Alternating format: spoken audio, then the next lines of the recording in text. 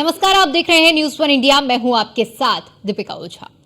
सरकार और संगठन के बीच दूरी पर बीजेपी गंभीर हो गई है। पार्टी दूरी की चर्चाओं पर अब विराम लगाएगी। जेपी नड्डा ने केशव प्रसाद मौर्य और भूपेन्द्र चौधरी से मुलाकात की है। सरकार और संगठन के बीच विवाद की खबरों पर विराम लगाने के निर्देश दिए गए हैं। नेताओं के बयान से नुकसान हो सकता है, ये जेपी नड्डा की ओर से कहा गया है। यूपी में 10 सीटों पर उपचुनाव में जीतने के निर्देश दिए गए हैं। संगठन में अब बदलाव की चर्चा शुरू हो गई है, तो ये बड़ी जानकारी सामने आ रही है। चूंकि सरकार और संगठन के बीच में जो इस वक्त रार छिड़ी हुई है, वो साफ तौर पर ये रार देखने को मिल रही है। और ऐसे में आप भारतीय जनता पार्टी की ओर से इस विवाद को खत्म करने के लिए पूरी तरह से पहल की जा रही है। सरकार और संगठन के बीच की जो दूरी है, उसे खत्म करने के लिए बीजेपी की ओर से गंभीर प्रयास किए जा रहे हैं। ऐसा हम इसलिए कह रहे हैं क्योंकि जिस तरह से कार्य समिति की बैठक के बाद से लगातार चर्चाएं तेज हैं और अब इस पर पूर्ण विराम लगाने की बारी आ चुकी है। और इसीलिए केशव प्रसाद मौर्य और बीजेपी के राष्ट्रीय अध्यक्ष जेपी नड्डा के बीच में बैठक हुई है और समन्वय बैठाने की बात उनकी ओर से कही गई है। जेपी नड्डा ने केशव प्रसाद मौर्य और भूपेन्द्र चौधरी से मुलाकात की है।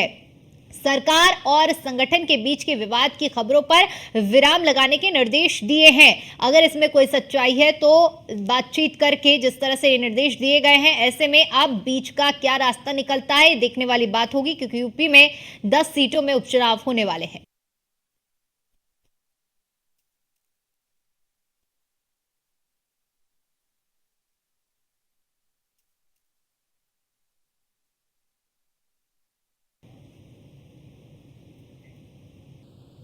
और चलिए अब आपको वो भी सुनवाते हैं जहां से इस विवाद की शुरुआत हुई है। दरअसल डिप्टी सीएम केशव प्रसाद मौर्य की ओर से कार्य समिति की बैठक में सरकार और संगठन को लेकर एक बयान दिया गया था। सुनिए।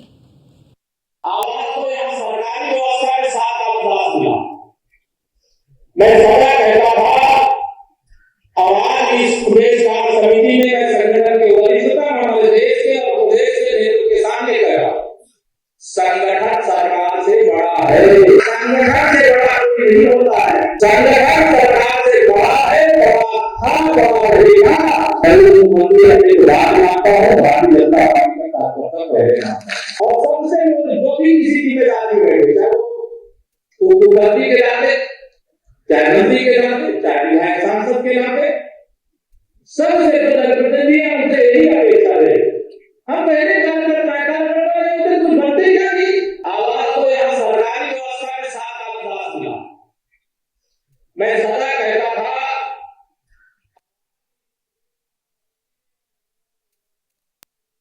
संगठन सरकार से बड़ा है, ये बातें कही गई हैं केशव प्रसाद मौर्य की ओर से कार्य समिति की बैठक में। डिप्टी सीएम केशव प्रसाद मौर्य ने ये बयान दिया था और इसी को लेकर और भी बयान सामने आए थे। प्रदेश अध्यक्ष की ओर से भी बयान सामने आया था। खुद मुख्यमंत्री योगी आदित्यनाथ ने भी बयान दिया था कार्य समिति की बैठक में। और ऐसे में अब ये मुलाकात जो बीती रात जेपी नड्डा और केशव प्रसाद मौर्य के बीच में हुई है, ऐसे में इस मुलाकात के दरमियान ये जो बात सामने आ रही है सरकार और संगठन की, ऐसे में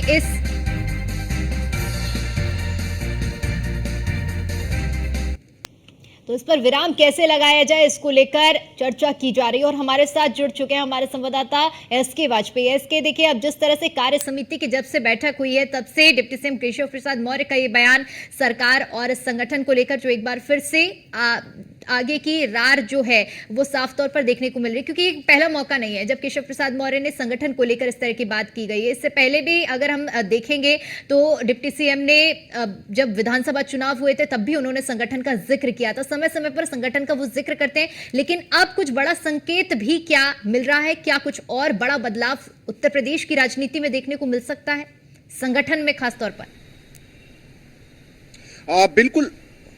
बिल्कुल अगर हम बदलाव की बात करें तो सीधे तौर पर बदलाव जरूर होगा और बदलाव की वजह भी है, क्योंकि अगर हम उत्तर प्रदेश के बीजेपी प्रदेश अध्यक्ष की बात करें तो वो अपना कार्यकाल नहीं पूरा कर रहे हैं, बल्कि स्वतंत्र देव जो इनके पहले बीजेपी के प्रदेश अध्यक्ष रहे उनका कार्यकाल बचा हुआ था, जिस पर इनकी तैनाती हुई और ये वो कार्यकाल पूरा कर रहे हैं। तो निश्चित तौर पर नए प्रदेश अध्यक्ष की तैनाती भी होनी है। हालांकि इसको लेकर लगातार मंत्री जाते हो, निर्णय अंतिम निर्णय जो होता है वो केंद्रीय नेतृत्व की तरफ से लिया जाता है। और यही एक वजह है कि लगातार चाहे वो बीजेपी के प्रदेश अध्यक्ष भूपेंद्र चौधरी हो, संगठन महामंत्री धर्मपाल सिंह हो, या उत्तर प्रदेश के डिप्टी सीएम केशव प्रसाद मौर्य हो, लगातार दिल्ली जा रहे हैं। और दिल्ली जाने की वजह भी है क्योंकि अगर हम केशव प्रसाद मौर्य की बात करें तो केशव प्रसाद मौर्य एक काफी कड़े मंजे नेता हैं जो उत्तर प्रदेश में ओबीसी वर्ग से आते हैं। और लगातार उन्होंने अलग अलग बीजेपी के जो आनुषांगिक संगठन है उनके लिए भी बड़ा काम किया है। लगातार लंबे वक्त तक वो संगठनात्मक तौर पर पार्टी के लिए काम करते रहे, पार्टी के अनुषांगिक संगठनों के लिए काम करते रहे। हालांकि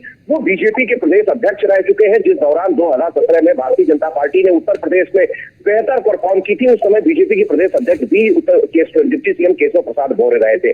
तो ऐसे में संगठन भी चाहता है कि वो नई जिम्मेदारी ले और संभवतः ये सारी चीजें अंदर खाने चल रही हैं। तो उत्तर प्रदेश में बीजेपी प्रदेश अध्यक्ष को लेकर उनका नाम है और उम्मीद भी है कि शायद उनको संगठन की जिम्मेदारी दी जाए ताकि उत्तर प्रदेश में भारतीय जनता पार्टी की जो कील काटे हैं उनको दुरुस्त किया जाए। निश्चित तौर पर अगर हम देखेंगे तो ओबीसी और एससी वर्ग को लेकर बीजेपी काफी चिंतित है क्योंकि जिस तरीके से पीडीए और साथ ही साथ संविधान पर भ्रम जैसे जो चीजें विपक्ष की तरफ से एक नैरेटिव सेट किया गया, उस नैरेटिव को बीजेपी तोड़ने में नाकामयाब रही। और यही एक वजह है कि भारतीय जनता पार्टी की परफॉर्मेंस 2024 के चुनाव में काफी खराब रही, चाहे वो 2019 की अपेक्षा में देखें या 2014। जहां तक संगठन को लेकर सवाल की बात है तो डिप्टी सीएम केशव प्रसाद मौर्य, जैसा कि मैंने पहले ही बताया कि संगठन में लंबे वक्त तक काम कर चुके हैं, चाहे वो विश्व हिंदू परिषद हो या उसके अलावा उसके बाद भारतीय जनता पार्टी के जिले से लेकर प्रदेश स्तर तक के अलग अलग पद रहे हो, जिसमें प्रदेश अध्यक्ष का पद भी शामिल है। तो कहीं न कहीं उनको संगठन के बारे में काफी अनुभव है। भारतीय जनता पार्टी हमेशा एक रणनीतिक तौर पर मैदान में आगे बढ़ने के लिए जानी जाती है। बीजेपी हर चुनाव की एक रणनीति बनाती है, उस रणनीति के तहत आगे बढ़ती है। सीधे तौर पर अगर हम देखें तो कहीं न कहीं भारतीय जनता पार्टी की कोशिश यही होगी कि जो 1,72,000 बूथ है जहां पर भारतीय जनता पार्टी ने अपने, चाहे वो सोशल मीडिया वॉलंटियर्स हो, उसके अलावा एससी, एसटी, ओबीसी, अल्पसंख्यक मोर्चा या व्यापारी प्रकोष्ठ जैसे ओबीसी वर्ग जैसे जो संगठन है वो पूरी तरीके से बनाकर मजबूत पहले से कर लिए हैं। लेकिन कहीं न कहीं कार्यकर्ताओं की उदासीनता जो 2024 के चुनाव में देखने को मिली, जिसकी वजह से भारतीय जनता पार्टी को इतना बड़ा नुकसान उत्तर प्रदेश में उठाना पड़ा और जिसकी वजह से केंद्र में पूर्ण बहुमत की सरकार भारतीय जनता पार्टी की नहीं बन पाई।